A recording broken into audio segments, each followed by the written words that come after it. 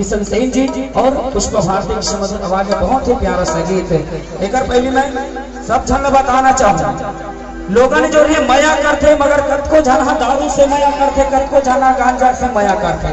जिन दारू से माया करते वो परिस्थिति क्या होते सुनत रहो।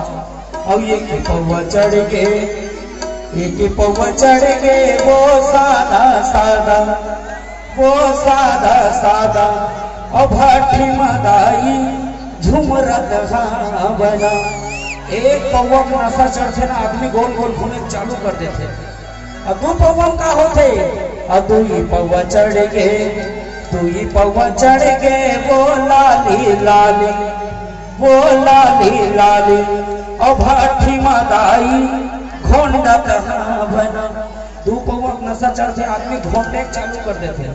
तीसरा पौवा का होते, तीन पौवा चढ़ के, तीन पौवा चढ़ के वो सादा सादा और भट्टी मदाई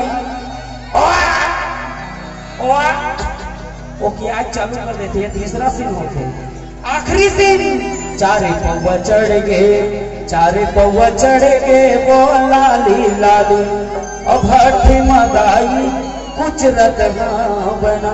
इतना मारते दरबार, इतना मारते मत पूछ। तो संगवारी हो, माता के मंदिर में जावे तो प्रसाद मिलते, माता के मंदिर में जावे तो प्रसाद मिलते। और दारू भट्टी वाला मंदिर में कहूँगे तो भूसा और लात मिलते। एक से दारू के माया ला छोड़ा और प्रेम से माया करो। बोल माता रानी की।